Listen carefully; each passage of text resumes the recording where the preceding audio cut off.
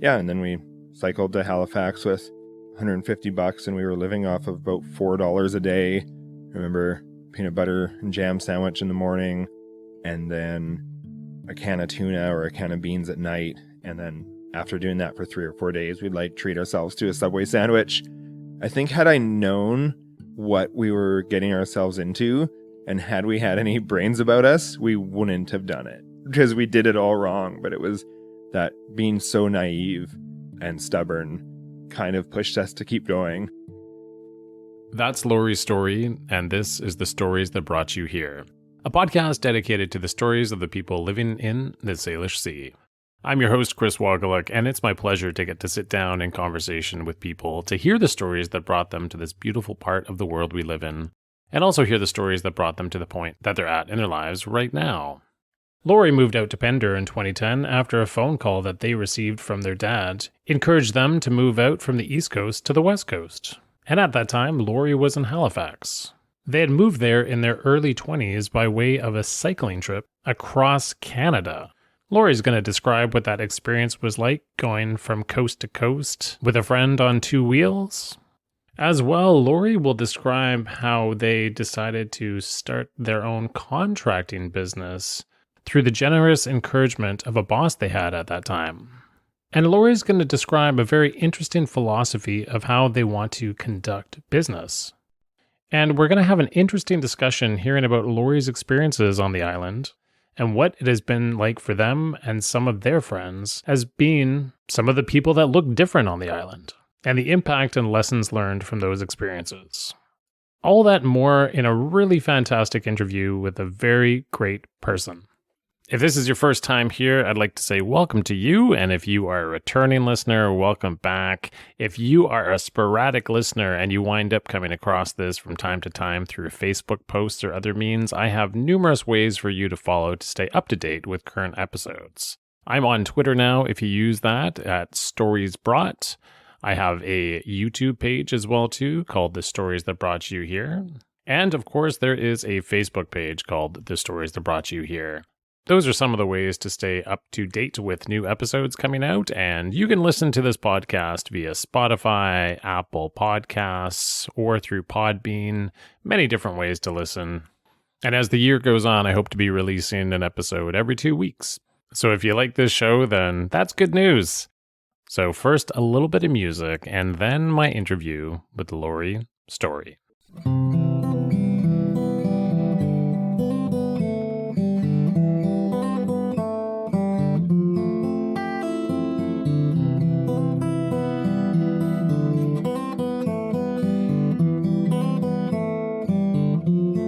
Laurie, welcome to the podcast. We're doing it. Thanks for having me.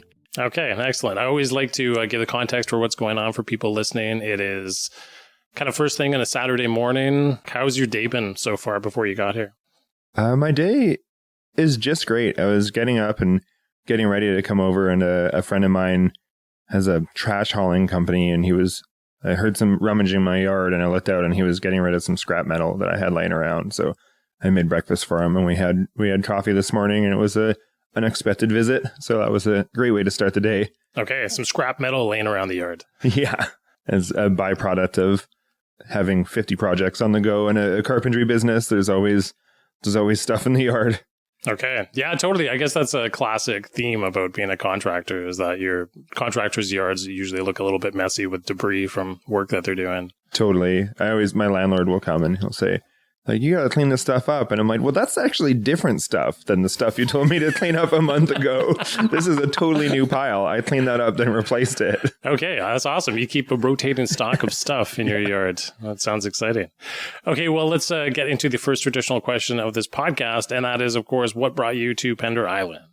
It was 2010, and I was living in Halifax. And my dad, who's been on Pender since the 70s, I think. He was having some health problems, and he kind of called me up. And he can be dramatic isn't the word, but, well, dramatic is something he can be, but a fatalist approach. And he said, I don't know how long I'm going to be around for, and I've got 3 properties of old cars and a house that needs a lot of upkeep. I I think you should get to Pender and help me clean it up and get ready to inherit all this stuff. So it was a grim phone call, and I took a month to pack up my stuff and give notice at my job and everything, and moved across the country and came to Pender for basically the first time. I had visited a bit as a kid and a teenager, but just kind of moved in here blind into my dad's house. And his health was pretty much fine. Like, he had maybe had a bit of an injury and a bit of a cold, but by the time I got here, he wasn't going through any health concerns.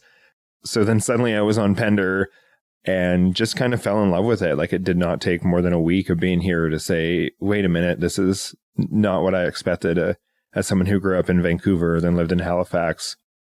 My thought of a Gulf Island in a small town was kind of desolate, and especially back in 2010, like the stuff going on in the community here was so vibrant and so busy that after a week I just felt totally immersed. And now it's almost 13 years later, and I've never looked back.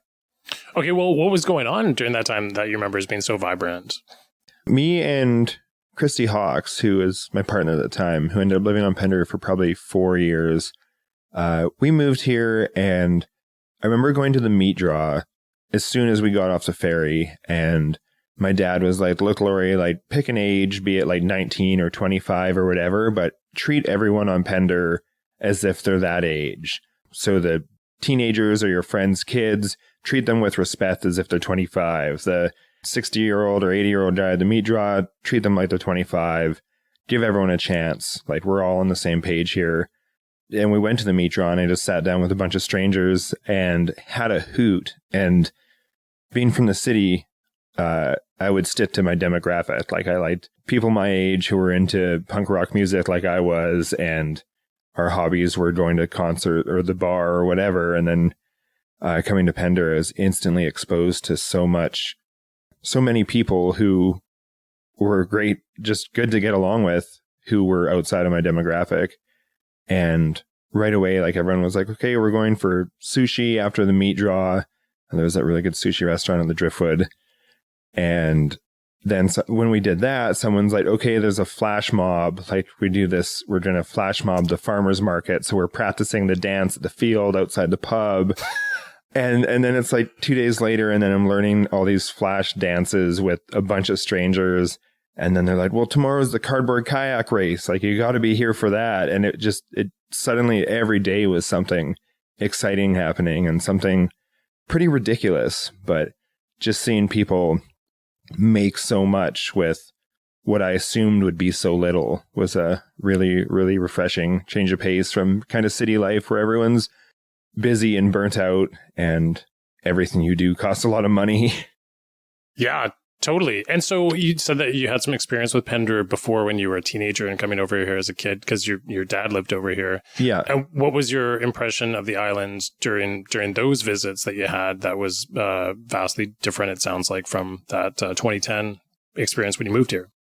When I came I say I come to Pender maybe once every 2 years from like my preteens. And we'd always stay at those cabins outside Browning that are now staff accommodation.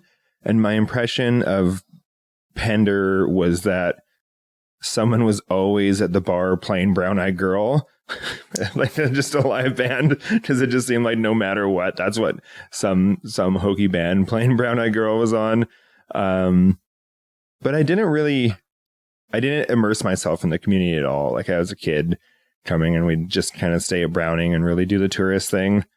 And then I became a teenager, and my trips to Pender were, me and my friends would always come dressed as pirates for some reason and just kind of be drunk on the beach the whole time. And again, not immersed in the community at all. So I had a very narrow kind of tourist view of Pender, but applied a small town view to it that I would have about any Gulf Island or whatever, where it's just a retirement community with absolutely nothing going on.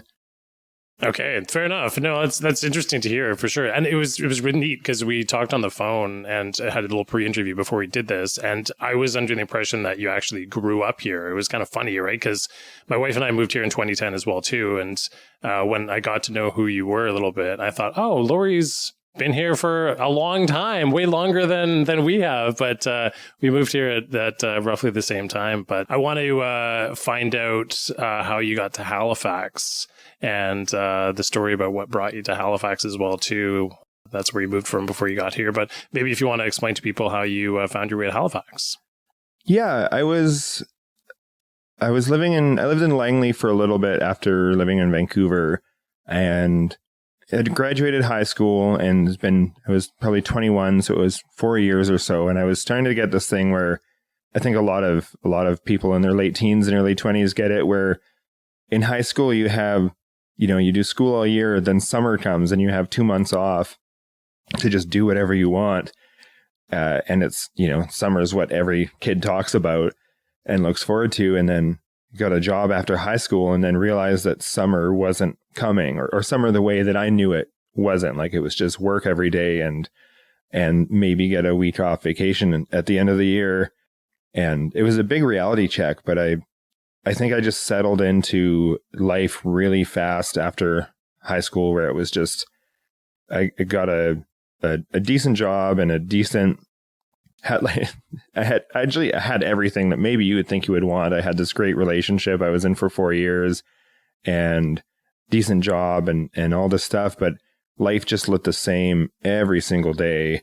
And I definitely dealt with that, I think, by drinking a lot. And I was, 21, and I just kind of looked at my life and I said, everything that I've done for 4 years has been on repeat now, like the same everything, and I don't see a way out of it, and I don't have any real hope that it's going to change because I don't even know what else to do with life. Maybe that sounds really dramatic for a 21-year-old, but then I was watching I think it was just a YouTube video of a folk musician who does all his touring by bicycle, and there was just these pictures of him in the mountains with a bicycle with a guitar on the back and tons of bags and riding town to town and playing concerts in people's houses. And it just looks so different from my life and looks so free. And I just walked into my roommate's room and I said, "Hey, do you want to sell everything we own and buy bicycles and bike to Halifax?" And he kind of looked at me like I was joking, and then looked at me for another couple moments and said, "Yeah, sure." And basically we did. I put a notice at work and had many long, hard conversations with my partner about, can we make this work long distance, and what do we want and everything. And then it was, that was in winter. So then by June, everything that I had got in my life to that point was now in 4 pannier bags, and we were on our way. So, which is also really funny to think that, granted, it was only maybe 4 or 5 years of working full time and collecting stuff, but after selling everything I owned and everything I had worked for my entire life up to this point, I was able to buy a $2,000 bike, and I had $150 left over. And that's what we left for Halifax with, was $150.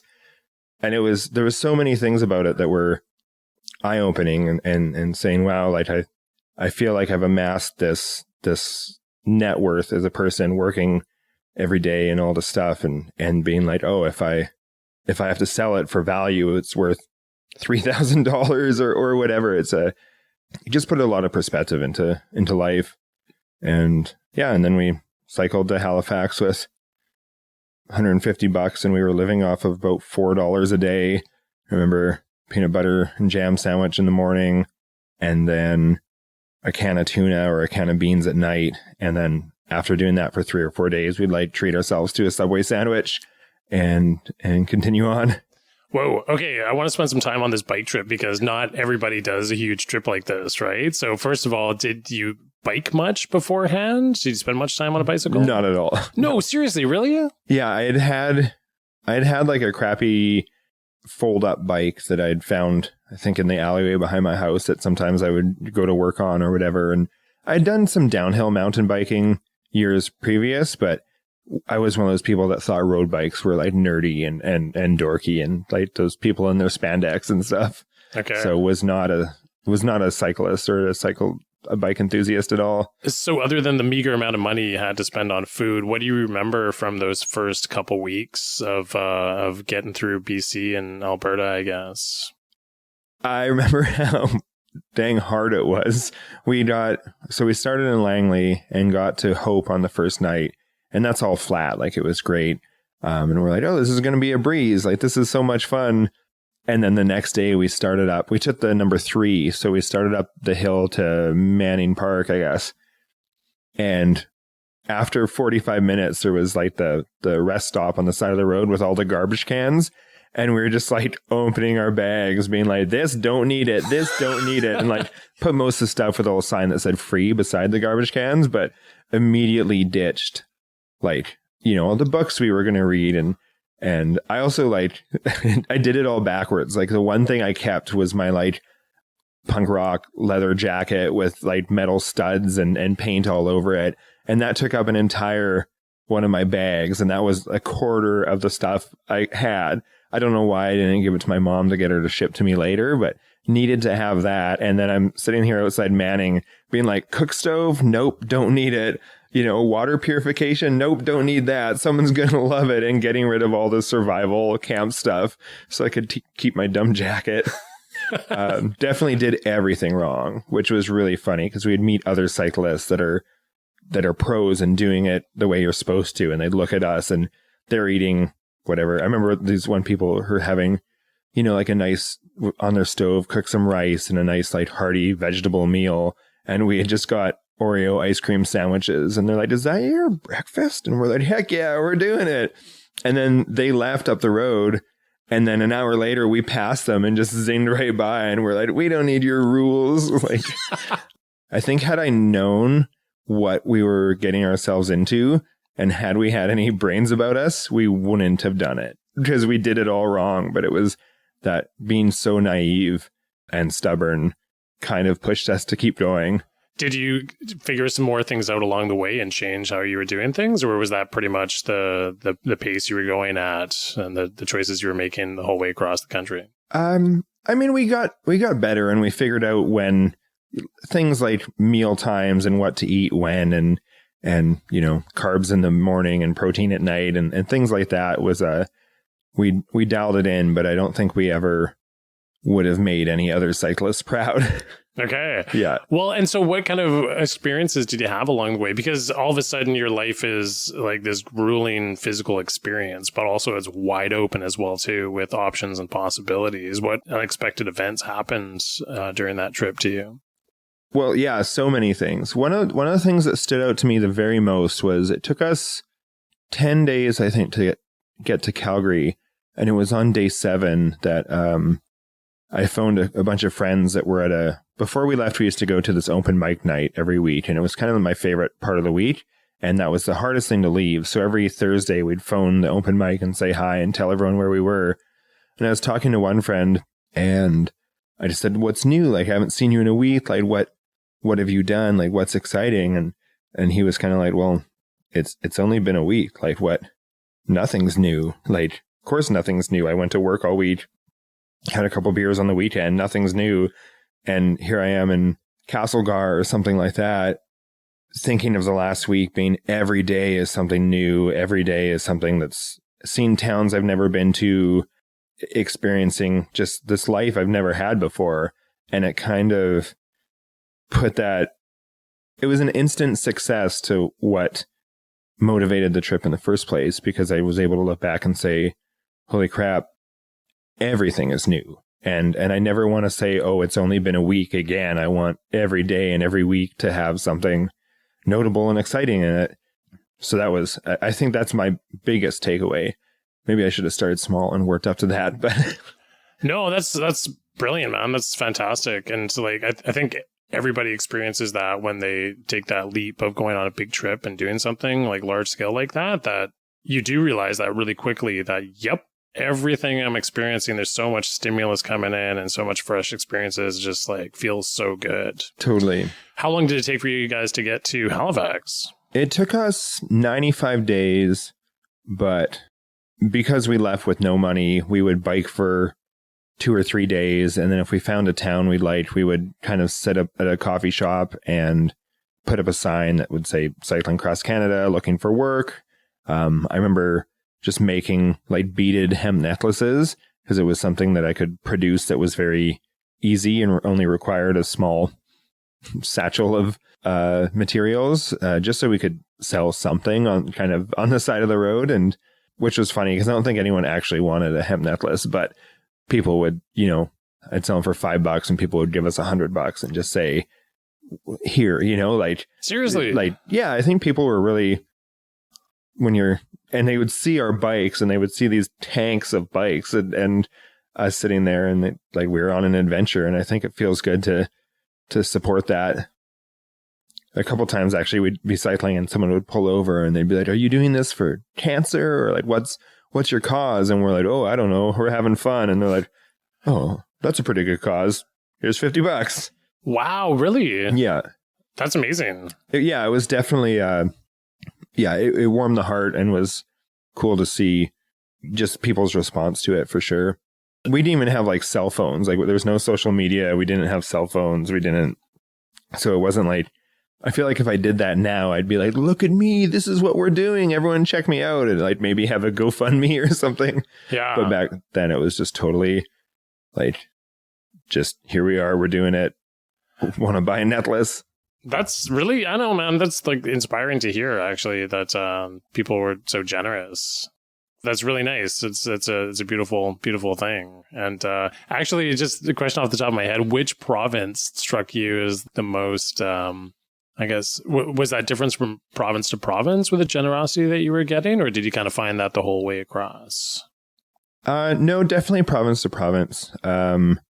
I think Manitoba was the nicest. Like their license plates say friendly Manitoba, and it's not wrong. Like people were really, really kind there. And I also think that in Manitoba, if someone's on a big overladen bicycle, it's pretty obvious that they've come pretty far already. Yeah. Like once we got to Ontario, people are just kind of like, oh, are you cycling from Toronto to Montreal or something? And we're going, oh no, we're across Canada. But in Manitoba, everyone just says, well, you've come far no matter where you're coming from.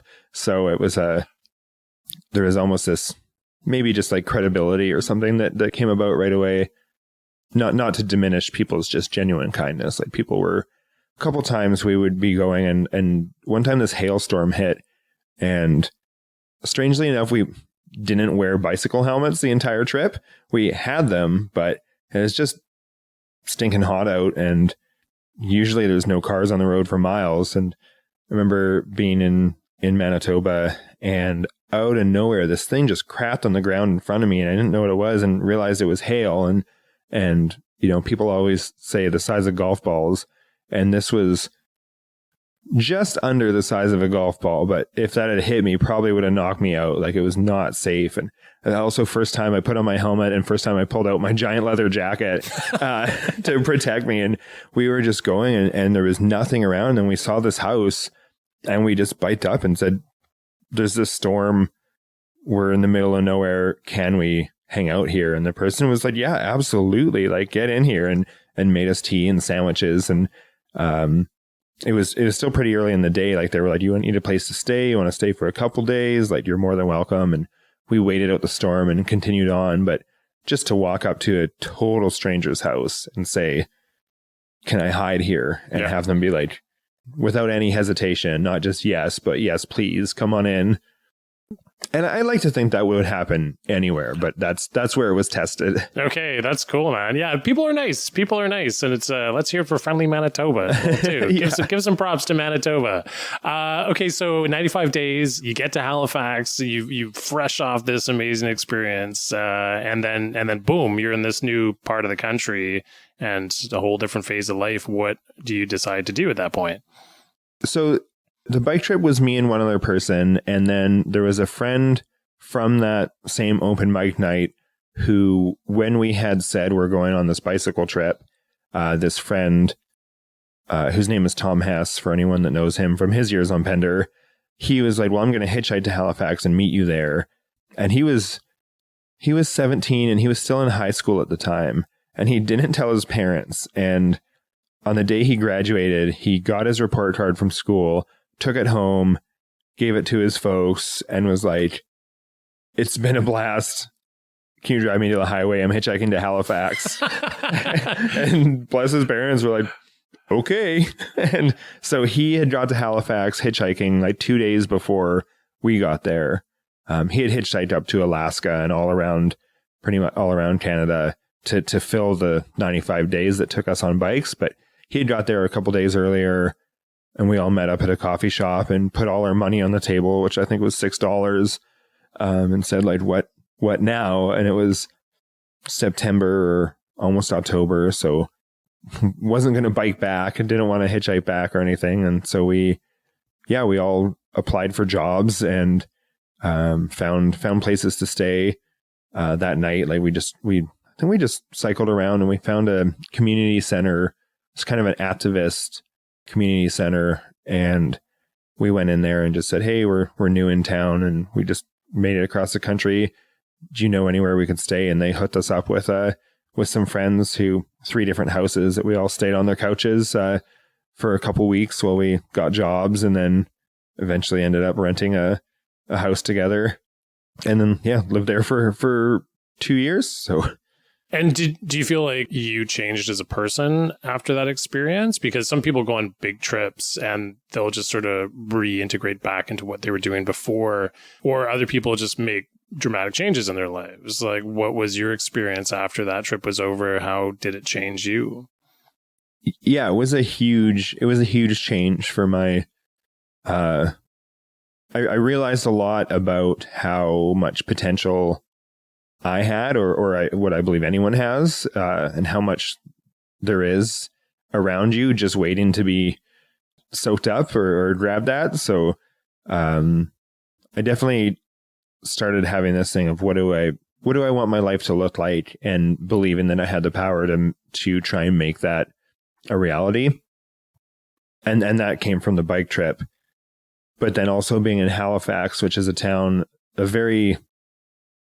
it's a very old town with a very young population, because there's almost no, other than military and the port, there's no economy there. There's no jobs. It's just 7 universities. So everyone in Halifax feel like what was 20 years old at the time, and moving from Langley, which was a kind of working class, kind of conservative town that, you know, if you didn't mow your lawn, you would get a complaint, and someone would come and say, "This is rated the prettiest community, so you mow your lawn."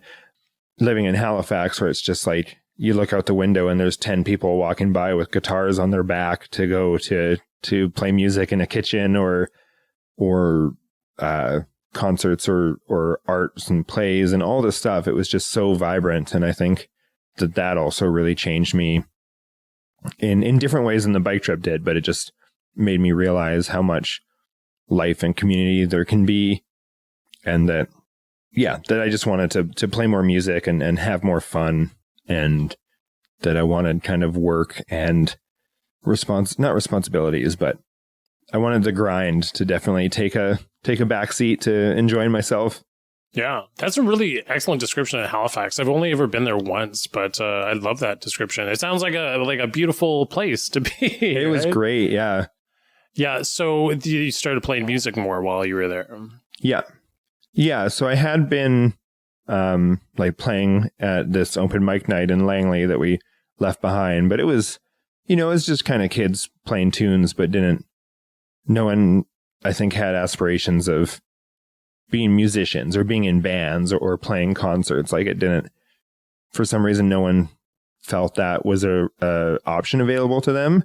And maybe that was because of this Langley mentality that is like, no, you go find a trade and you work every day and that's it. Like, you can't live as a musician. And then getting to Halifax was kind of the opposite, where I remember, getting a job, and then people were on the weekend, they're like, well, let's go busking. And we go busk, and we would make 3 times as much as I did make my job in half the amount of time. And I just thought, this is so much more fun. And in a large city, busking is a viable option that also I personally think really adds to a community have music on the streets all the time. And Halifax was one of those places where you couldn't walk down the street without hearing a fiddle going somewhere. Cool.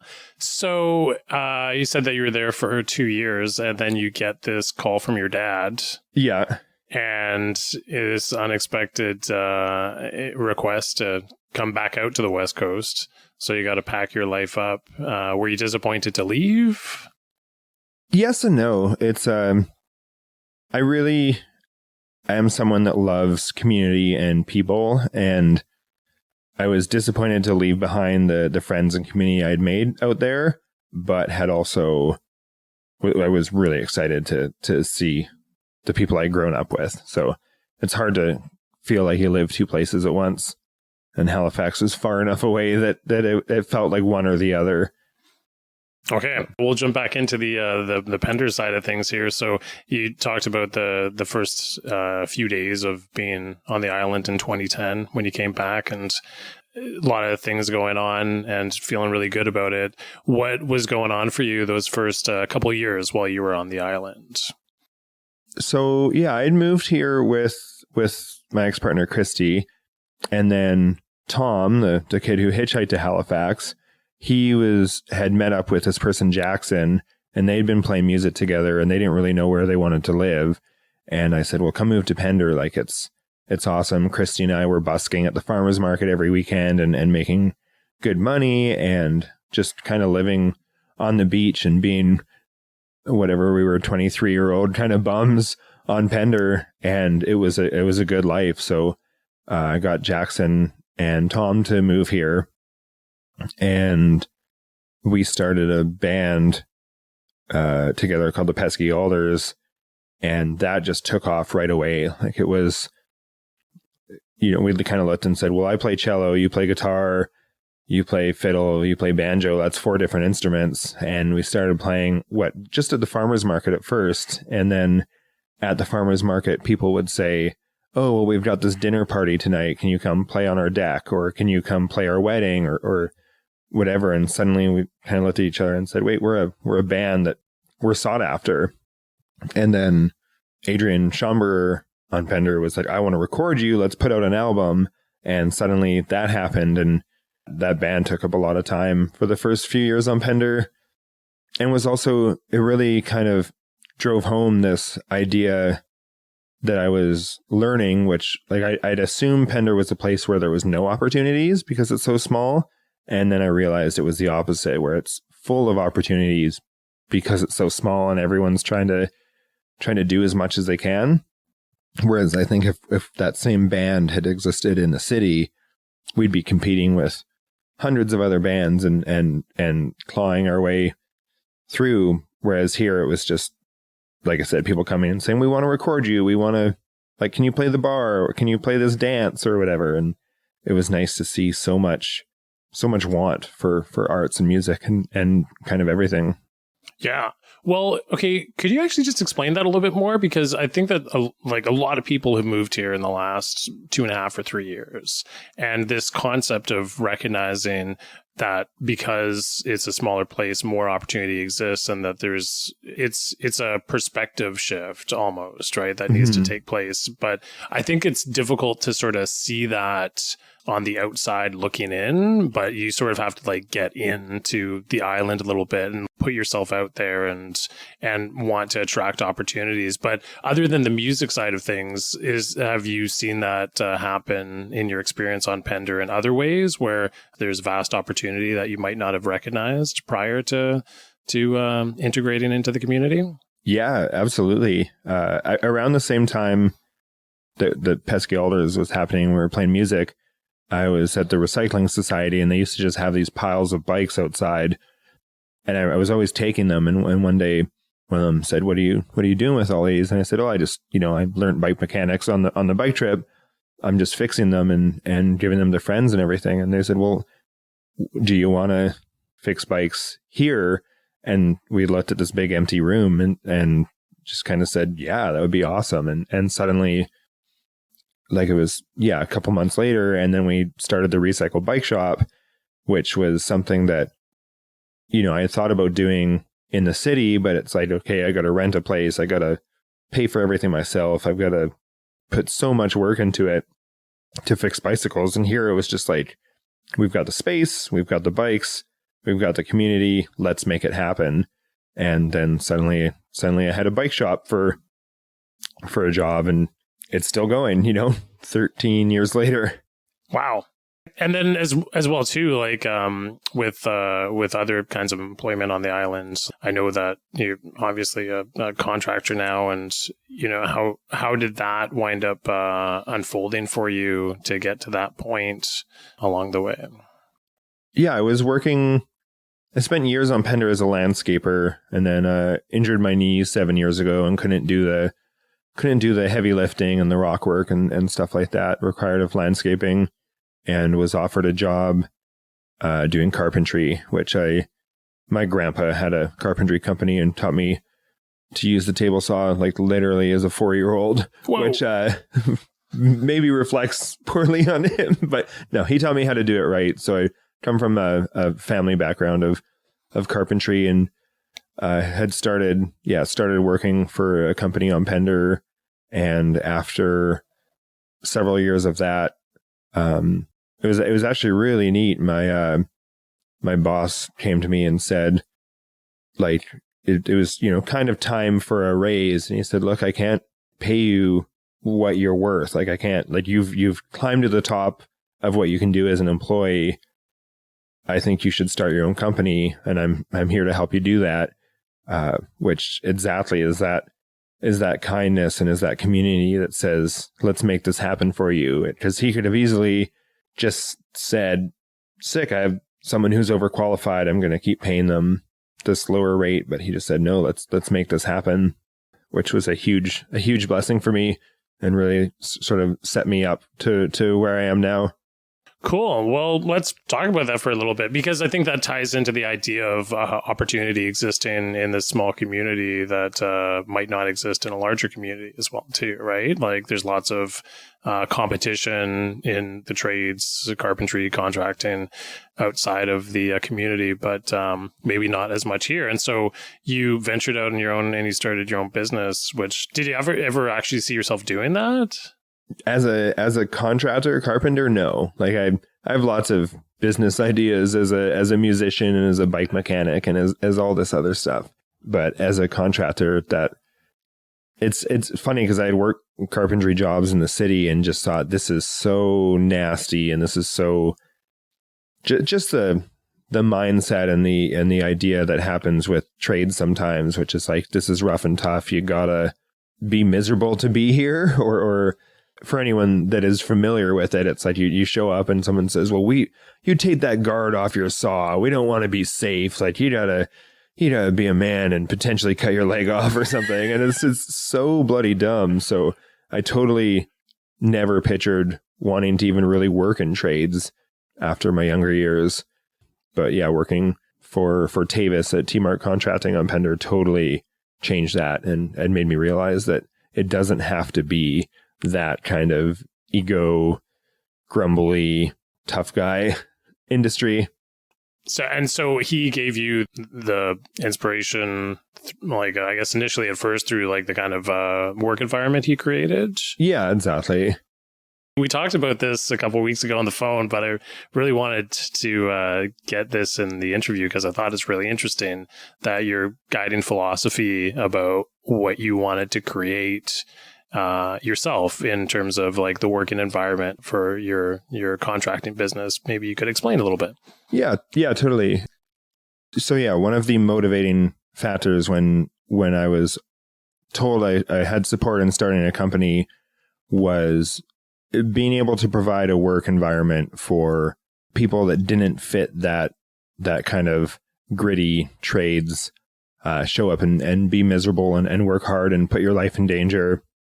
And at that time, I knew of a lot of women that were having a hard time getting into trades, queer people that were having a hard time getting into trades, and people that had anxiety or mental setbacks that made trades just a little too intimidating. So seeing the support that I had to start a company and seeing this need for trades work that was less toxic, basically, I think was the the real motivator in starting Good Measure and making a company that I hope feels different for the employees and feels different for me and feels different for the clients. And so how long have you been running this company for? It started January 2020, which didn't last long.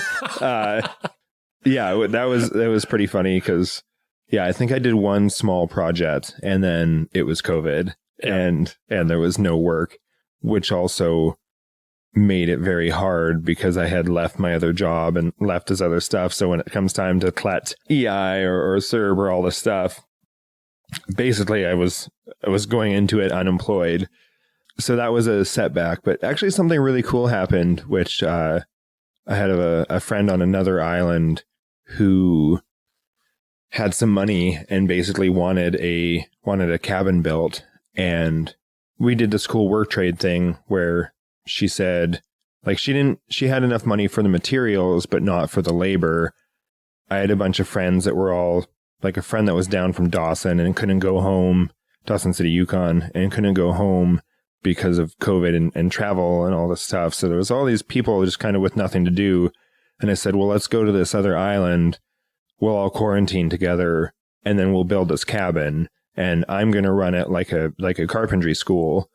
And because we're all effectively working for free, which no one wants to do, but we got 8 untrained people and myself, and we go here and we have all the materials, and the friend of mine who we were building the cabin for paid for the food and bought us some beer, and we just spent 3 or 4 weeks with this crew of ragtag folks building a cabin from scratch, and got it done, and it's still there, and we go stay at it sometimes. But it was kind of this neat, it's not part of my company or anything like that. Like, it wasn't this, but it was this way to fill the void there and really feel good about it. And it, for me, that solidified that I wanted to be a carpenter that taught people, that would take anyone with no experience and be really patient and say, let's build things and build relationships while building houses and make this a positive experience and try and change what it feels like to be in trades, especially in a small town.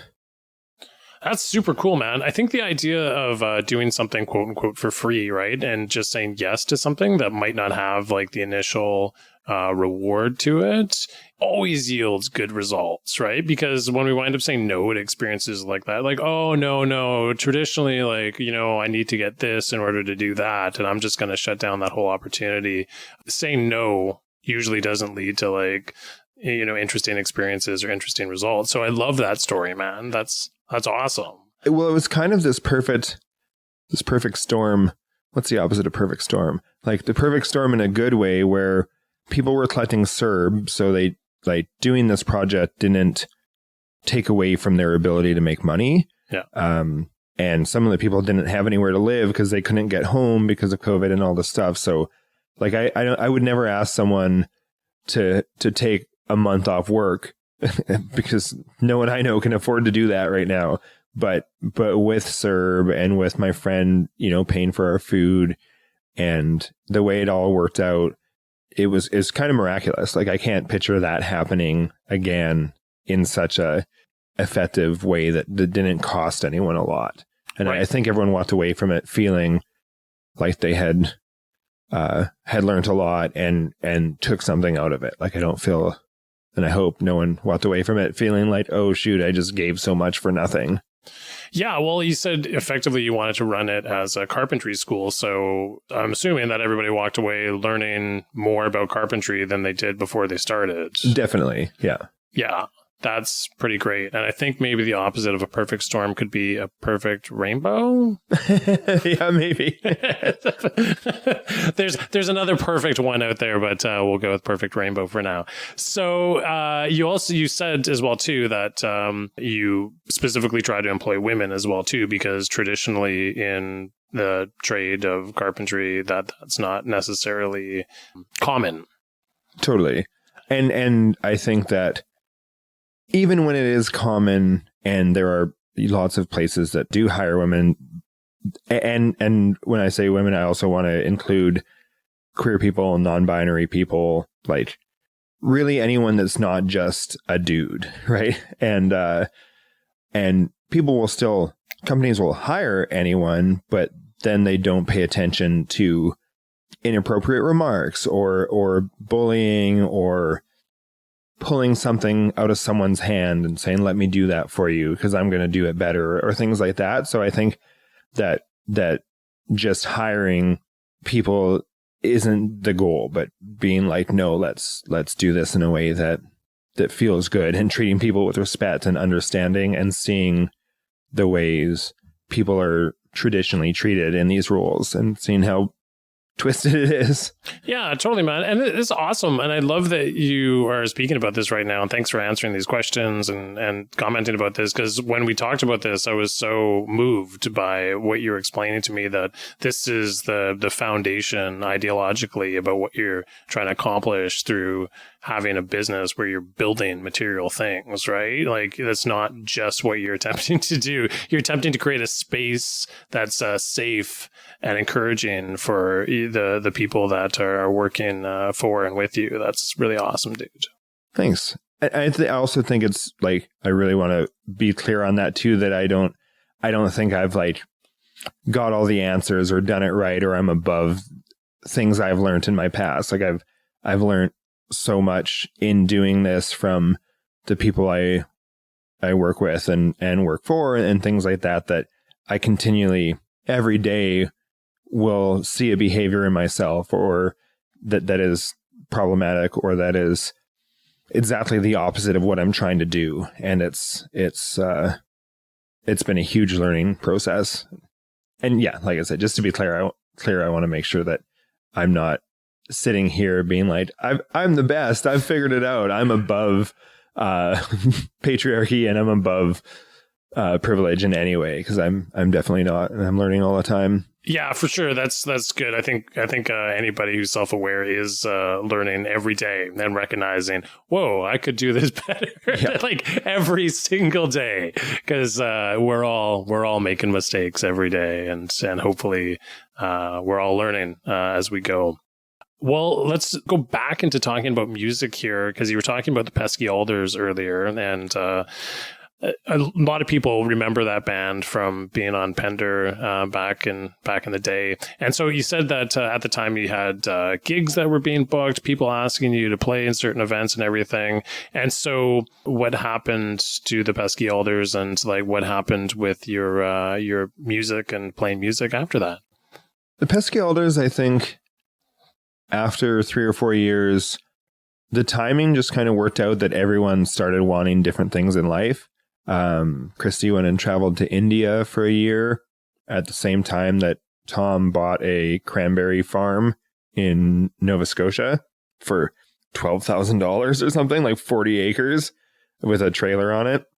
His life is farming and gardening, so he was really excited to go over there. And I think Jackson stayed on Pender for one more winter and then ended up moving down to New Orleans to pursue that kind of country music.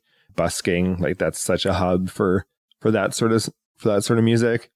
And I stuck around on Pender, and I think I ended up in 2 or 3 bands almost immediately after, because the Pesky Alders had done so many tours around the Gulf Islands and Vancouver and areas like that pretty soon we had so many connections. It was really easy for me to say, hey, I don't have a band anymore. Who wants to play music? And there was 3 or 4 people that did right away. Cool. And so music's a big part of your life, obviously. Yeah, that's it's kind of carpentry by day and then music by night now. I was actually in a really unique and great position after living in Halifax and living in Vancouver and being on the Gulf Islands, that I had so many musical connections that if I had a friend from Halifax that says, oh, I want to play in Vancouver, can you hook me up with a show? I'd be able to say, well, let's do a show in Vancouver. Let's do a show in Victoria. We can even do a show on Pender. And I started booking a lot of shows for other bands and vice versa. When my friends wanted to go out east, I was able to say, oh, well, I remember meeting this person in New Brunswick and meeting these people in Montreal, and started being able to put together tours for bands And then that's kind of grown over the years to the point of where I have a company now that does book tours and concerts for folk musicians and rock bands and punk bands and all sorts of stuff.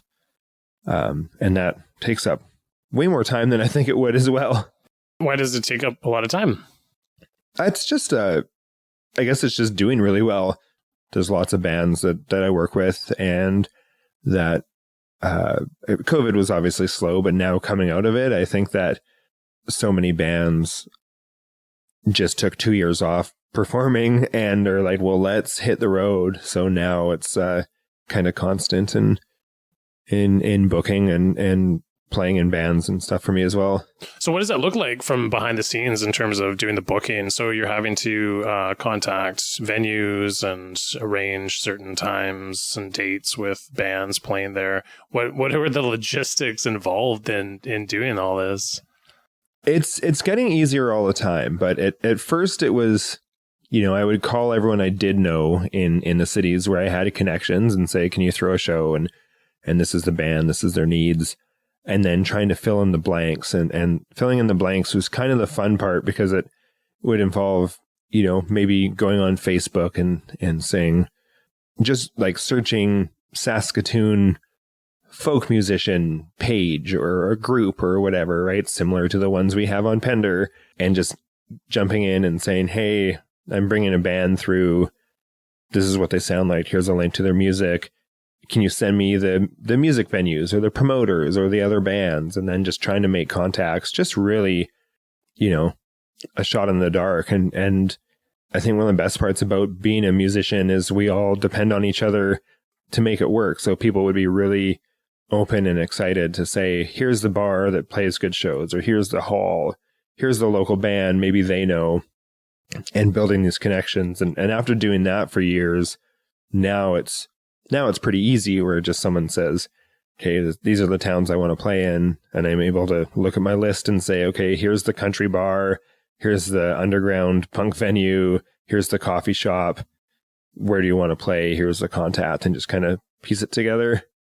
Okay. So you're handing out the information to the artists, or you're making the calls for them, or? I'd usually make I totally give people the option. If they want to do it themselves, that's awesome. I'm happy to share the resources, but if they want me to do it, it kind of has this added, I guess I'm technically a booking agent, and it means that people aren't just dealing with someone saying, oh, hey, I'm a good band, I swear, can I come play your place? It's me saying, this is a band I vouch for. They're on tour. You're going to like them. So it's kind of using the resources I have and the social credit, I guess. Okay. So you built up a ton of relationships with different people across the country over the years doing this. Yeah. Neat. See, I didn't even know you did that. Yeah. Well, the funny, I bring a lot of bands to Pender, not recently, but I feel like when a bar that I won't name used to be open past 8 p.m., it was pretty easy to get a band to come play Pender and have a good time. And now it's, I do a lot of shows at the airplane hangar at Ohana Farms. And it's been a while since I've done shows at the Legion, but we'll just do shows here and there. And I'm definitely looking forward to doing more.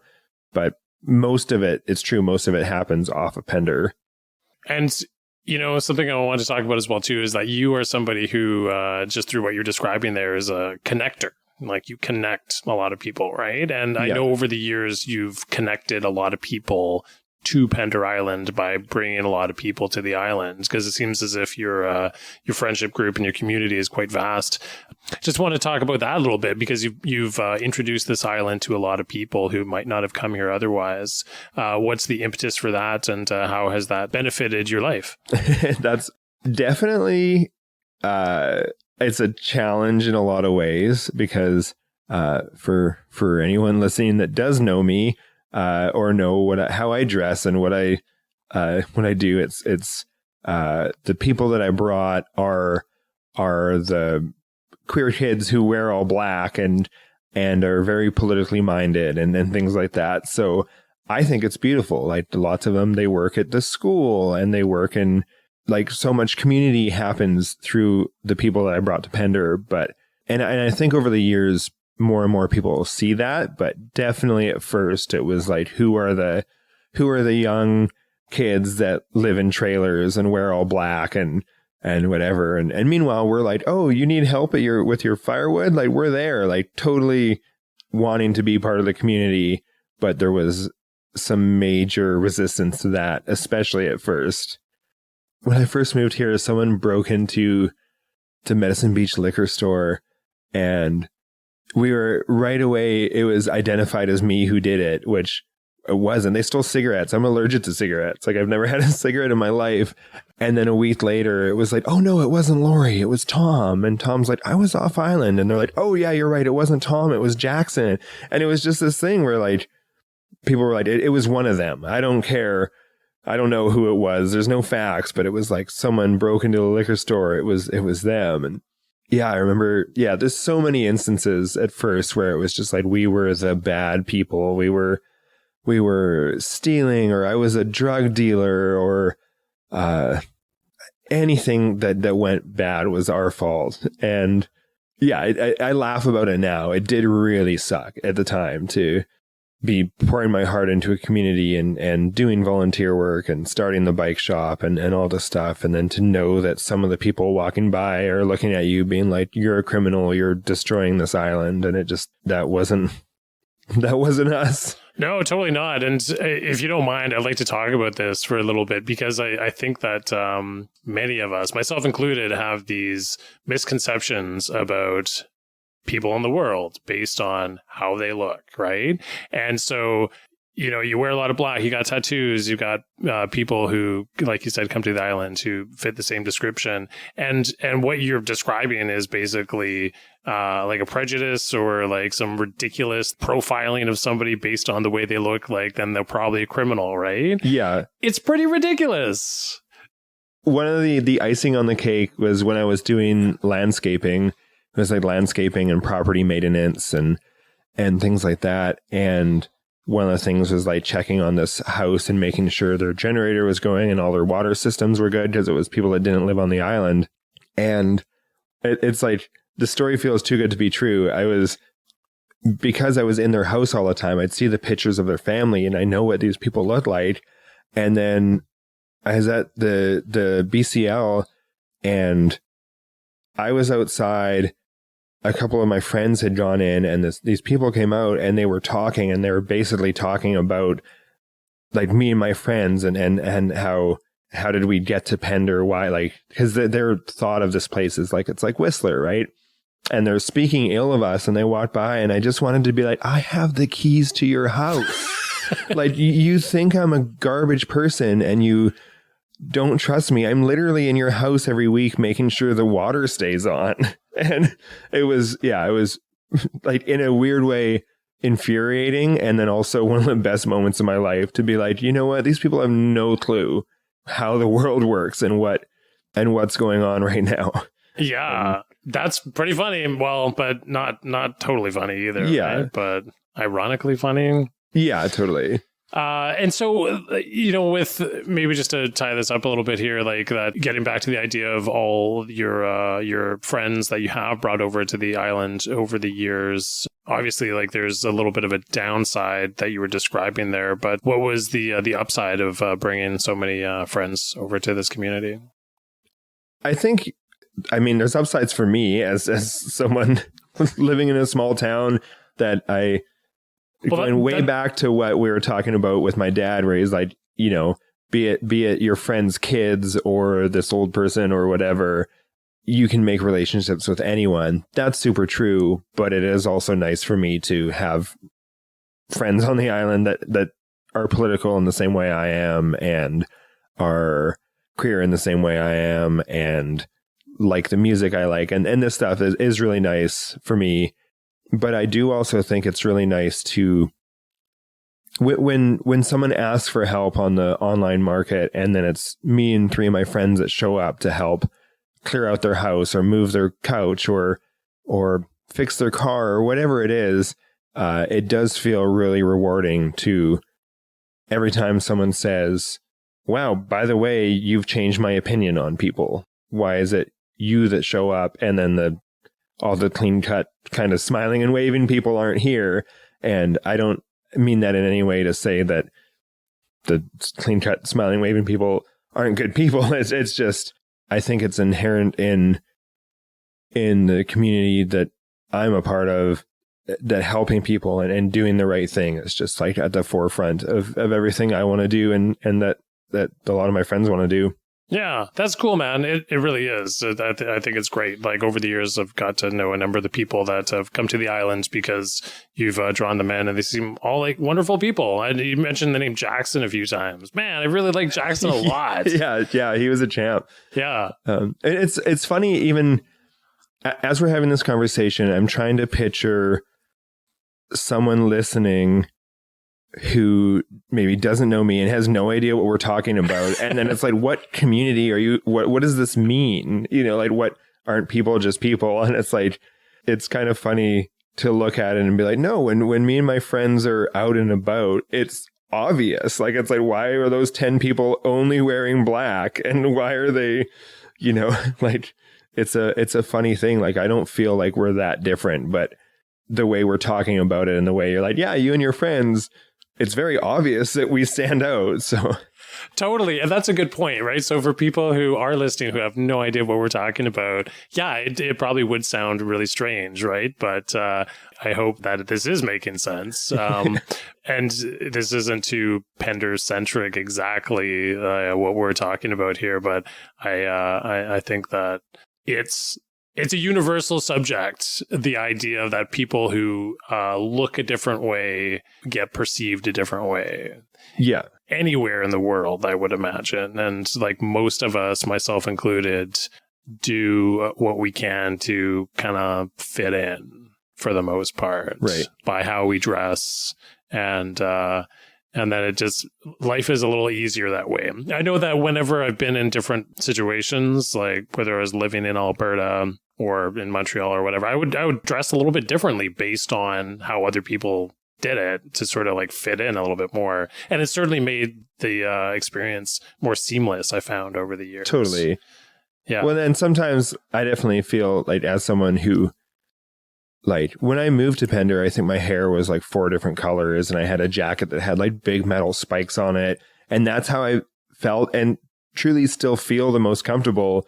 But it takes energy to like look that different and deal with people, right? So it's like, I definitely even tone it down to just be like, okay, I'm just wearing some black clothes now. But I totally see that, like, depending on where you go, sometimes it's just like, let's blend in. I just don't want to think about it. I just want to like live my life and not be regarded as weird or different or from somewhere else because my clothes are more comfortable or more rugged or more vibrant or whatever. Totally. And that's an interesting statement that you made, that it does take a lot of energy to be looking quite different because that's how you want to. That's how you feel more comfortable. But then the energy required in order to navigate your way through, experiences out wherever you are in the world because people are projecting energy towards you. Yeah. Well, it's funny on Pender. Most of the time I'm at work now, so I'm just wearing whatever work clothes. But then if I put on my own clothes, which it might be skinny jeans and a pair of shiny boots and like a leather jacket or something, everyone's like, what's the occasion? Where are you going? What's going on? And I'm like, I'm just wearing my clothes. Like, really, we don't need to read that much into what people are wearing. Or a relevant thought, something that happened the other day was a friend of mine was talking about someone who was at an event like a couple months ago, and we were trying to get to who this person was. And then they're like, yeah, they were, they had a mustache and whatever. And then eventually they're just like, oh, they really look like they're from Toronto. Like, they're just, the way they dress was really Toronto. And I hate to say it, but right away I knew who they were talking about. And I was like, oh, that guy, of course. And it's like, he really didn't fit in. And he was just well dressed. But on Pender, that was also like this, oh, yeah, well dressed guy from Toronto. Now I know. That's funny. That's funny. Ah, geez. It's a interesting subject, but my gosh. Actually, I wanted to talk about a turn in your life that didn't happen that we talked about a little while ago, and that's after high school, you talked about going to post-secondary education, and there was a dream that you had at that point that didn't happen. That could have changed the trajectory of your life. Yeah. So after I was someone in high school that, like, maybe I have undiagnosed ADHD or something. A lot of people that are diagnosed with it constantly tell me that I have it. I'm not a doctor, but I did definitely have a hard time paying attention in school. And I just didn't really care. And like all my dreams that I had in my life were more important than learning social studies or whatever. And then in grade 11, I had this teacher that was just so good at what he did and made it seem so fun and made every student in the class feel like they were important and taught in this way. I remember him saying, he said, if you want to pass this class, but you fail, I have failed you. And he would, like, if you did a test and you got questions wrong, he would let you retake the test as many times as you wanted, because he was like, the point is to teach you the curriculum. And if you get it wrong, then I say, you've got it wrong, move on. You didn't learn anything. You just got it wrong. So you can take the test again, because you'll know the answer this time and you're going to learn something. And having this teacher that taught in this way that made sense to me and inspired me and allowed me to succeed, made me realize what a gift that is. And I immediately said, I want to be a high school teacher. And I went from being that kid that was constantly, like, finish this promise me you'll do this piece of homework and I won't fail you. Grade 11 hit and it was honor roll, straight A's. Grade 11, 12 were both that way. And he'd also given me the tools to go to my other teachers and say, this is what I'm good at. This is what I'm bad at. Can I exist in this classroom in this way to prove to you I know this stuff and whatever. And most of the times it worked. And it changed my life like a lot, realizing the tools to communicate and realizing I don't have to exist in this way that maybe the school system is structured to. And I said, well, I want to be a teacher. That's what I want to give to the world and where I want to exist in the world. So I started university to be a teacher. And the dumbest thing happened where my second semester was over and I got a letter in the mail saying I was trying to sign up for the next semester and they said, you can't sign up till you pay for the last semester. And I said, well, no, I had a student loan that was paid for. And they said, oh, your student loan never came through, which I was unaware of. So I called them to try and get it done. And it was past the deadline. I couldn't get my student loan fixed. So I tried to figure out what happened. And the student loan company basically said, well, we called the school to see if you went there and there was no Lawrence Brown enrolled at the school. And what had happened was they had asked if I have a preferred name. And I said, well, it's Laurie. And when they changed the text box for preferred name, they put that under legal name and they changed Lawrence to Laurie. So when the computer at the student loan talked to the computer at the university, just said, oh, there's no Lawrence Brown at the school. And I couldn't get my student loan. I couldn't sign up for the next year till I paid for the last one. Couldn't get another student loan if I wasn't signed up. Didn't have any money as a student. And it just stopped that dead in its tracks, which was, I think, about the time, too, that I was like, I'm going to Halifax. Oh, wow, really? Yeah. So that helped shift you in the direction of taking that bike trip as well. Yeah, totally. Wow. Because I think being a teacher was the one thing I had that was like, this is when my life is going to change. Like going back to that stagnant feeling and everything being the same. I had put some eggs into that basket and it felt taken away from me. And now this is my life. And I, spent years being a busker and a bum and living it, and now living on Pender and having a carpentry business. It's a completely different life than I saw for myself. But also a really cool lesson, I think, I bet you I would have been very, very happy doing that. I also think I would have been an entirely different person than I am now. Or I hope my core values and everything would be the same. But everything in my life would look different if I were a teacher in Langley or something. Yeah, totally, right? Totally. What every experience would have been different, and for sure things would have been different. But you mentioned, so your last name is Brown, because most people know you as Storrie. Yeah, so it's so funny. My mom and dad were only together briefly, and when I was made or before I was born, my dad says the typical kind of patriarchal name structure, which is you take your dad's last name. And my mom said, well, Laurie Storrie sounds stupid. You're not going to be Laurie Storrie. And I never was. And then I moved to Pender, and everyone just knows my dad here, doesn't know my mom, doesn't know that. So everyone just said Laurie Storrie.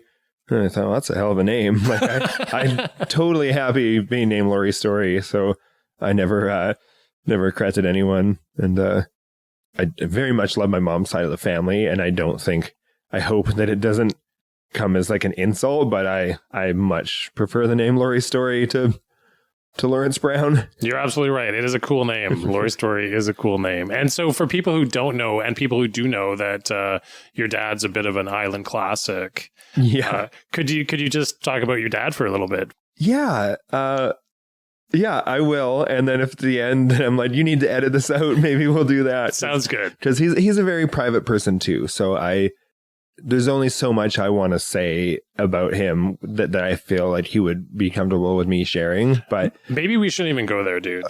I'm happy to. I think he's a really incredible and amazing person with this brain that is so beautiful. Like he has a house that he built by himself in the 70s, that brick for brick, piece of wood for piece of wood. He's stubborn. He didn't let a lot of people help. Like he's done so many amazing things in his life. And he used to have a soapbox race every year. And if you've seen the engineering and the way he does those things, it's really incredible. And I think he has a reputation for, being old school Pender, a hoarder, has too many cars, and those things are true, but there's so many great things about him and to him. And just last night I went over to his house to decorate the Christmas tree, and we had this super long talk about him and his life. And I just walked away from it thinking, what a cool guy.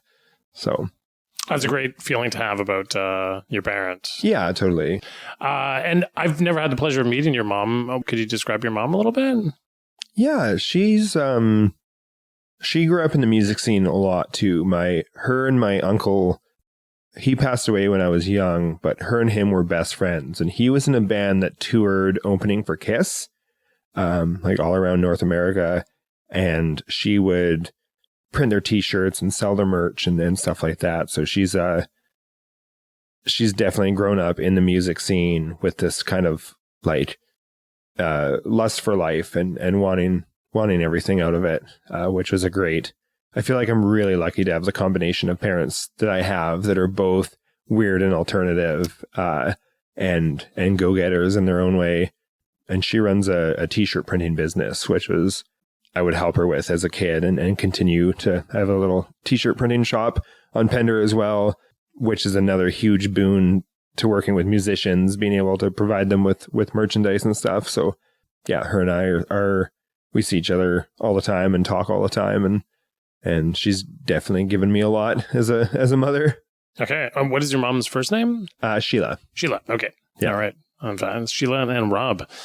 Fantastic. Something I wanted to ask as well, too, is that before we started recording, you told me what you were up to last weekend in Vancouver with a project that was about raising money and playing music. And I thought it'd be interesting for people to hear because we're recording this right before Christmas, but it's going to come out in January. But I thought it was kind of an interesting story just to sort of plant some ideas in people's heads about possibly doing some charitable acts revolving around socks. Yeah. So we were, I was putting together this big punk rock music night in Vancouver, which I think is really important, especially at wintertime. There's so many ways we get down, and it's hard to, we feel more distance from our communities, be it our, Pender community or the music community or whatever. So started to put together this concert in Vancouver with 6 bands, and it's kind of an all day, all night thing.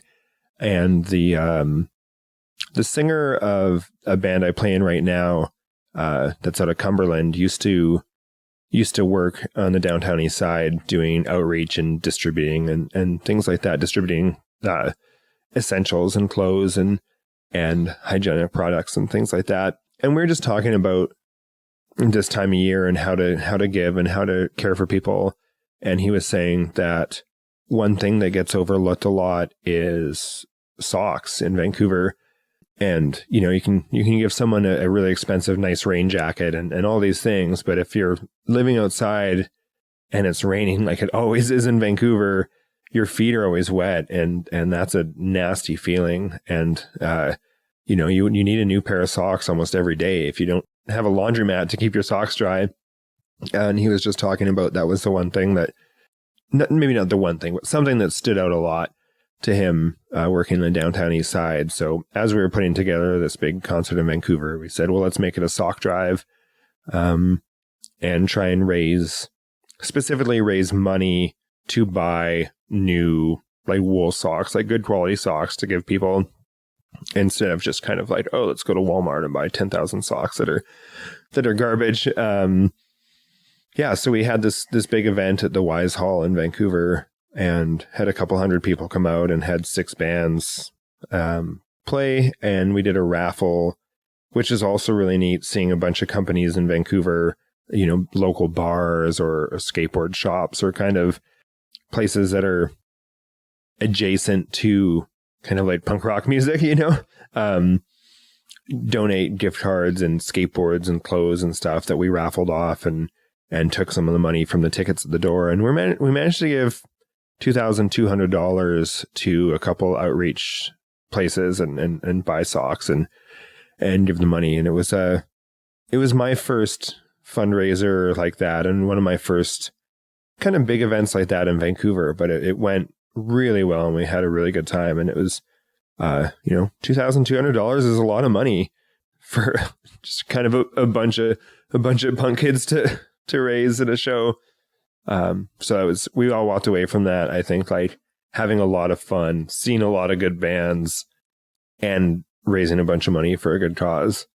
And it's nice to know that there's so much power in community and music and things like that. And it's so easy to throw a fundraiser aspect onto an event. Like I don't think anyone who came to that show would have liked it any more if it were just a concert.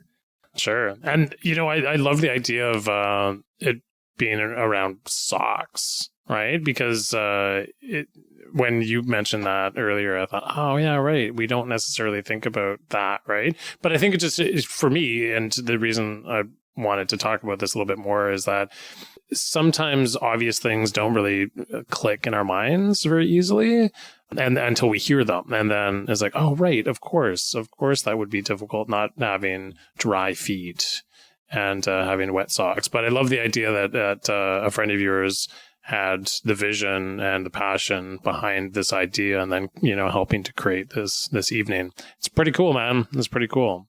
It was really neat, and it was really cool, and I'm totally with you on that. Being like, I have my ideas and projections of what I think that living in the downtown east side is like, or being homeless, and it's wrong. Like it's and talking to someone who was at least an outreach worker who maybe hasn't lived that life, but has helped those people. That's a step closer to the truth than I live my life at.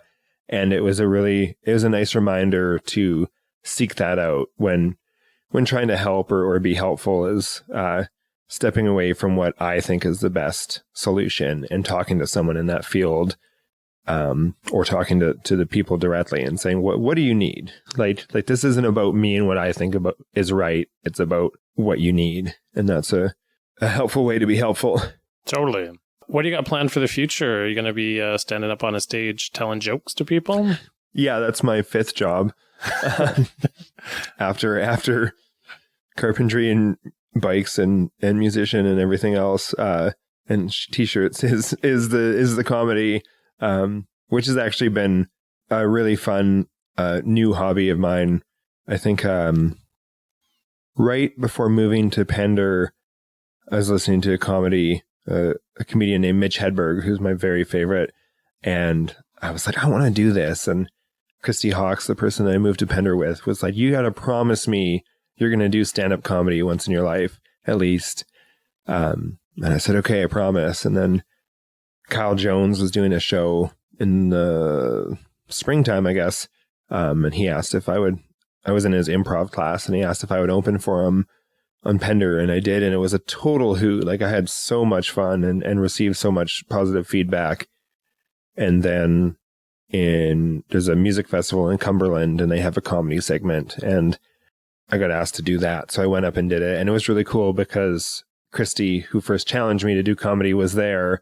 So it was my second ever set, and I got to do it in front of Christy and say, this is for you. Like, you made me promise you that I would do this, and here I am. So thank you. And it's so much fun.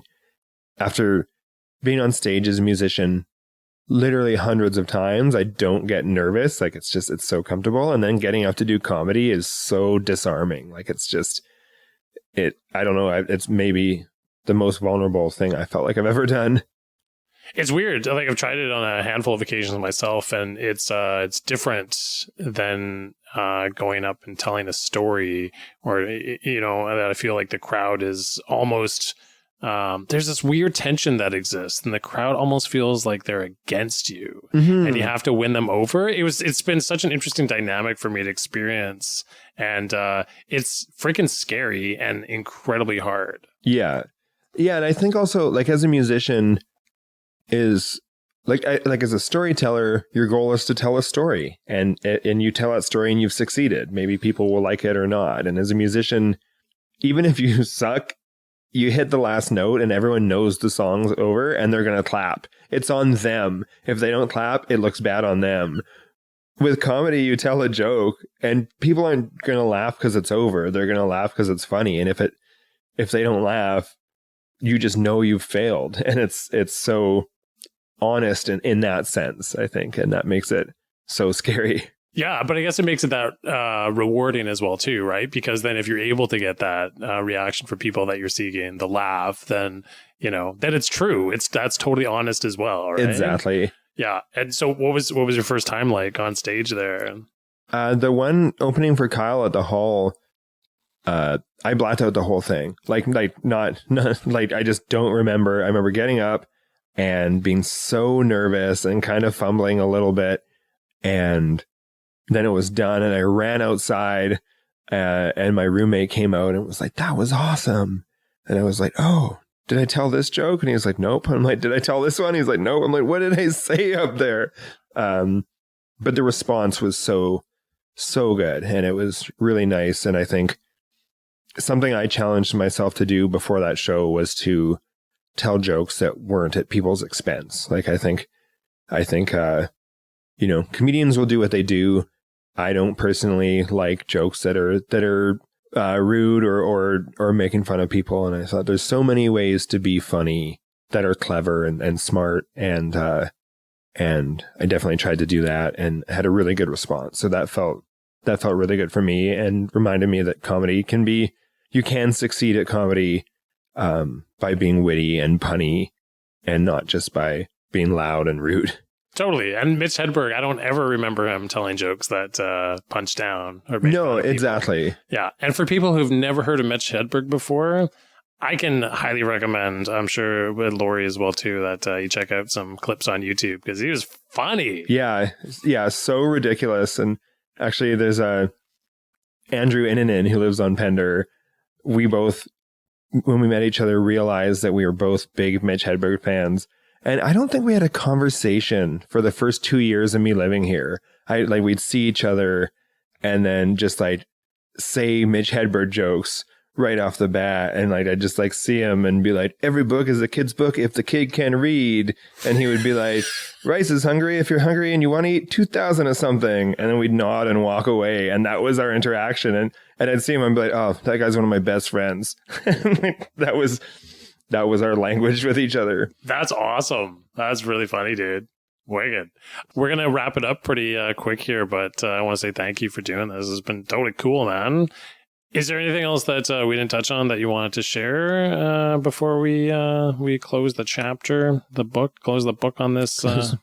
I'm leaving Pender. No, the book's closed. No, that was great. I really appreciate being here, and it's nice to be able to chat about the things of like what it's like to be one of those weird kids in all black on Pender, and to I mean, I have a lot of really great relationships on Pender, but it is also nice to be able to, I guess, like stand up for myself to the people that do have assumptions about me or any of my friends on Pender and what's that like. So I really appreciate you reaching out, and I hope some people made it to the end of the podcast. Oh, people will for sure, man. Well, thanks to you, man. I think you're a beautiful guy, and you're one of the most authentic people that I know. And thanks. Yeah, and I mean that sincerely. So thanks for doing this, Laurie. I'm going to listen to every episode and make sure you've never said that before. All right. Well, thank you so much to Laurie for doing that interview. That was really great. I really, really enjoyed that. And I hope you enjoyed listening to that as well, too. First of all, thank you for sticking around to the end. And I've recently put most of the older episodes onto the YouTube page, so you can find all the old episodes there. There are a lot of great interviews in the back catalog, so if you feel like checking those out, I highly recommend it. I want to say thank you to Ben McConkey for providing the theme music to this podcast, and thank you for listening. Until next time.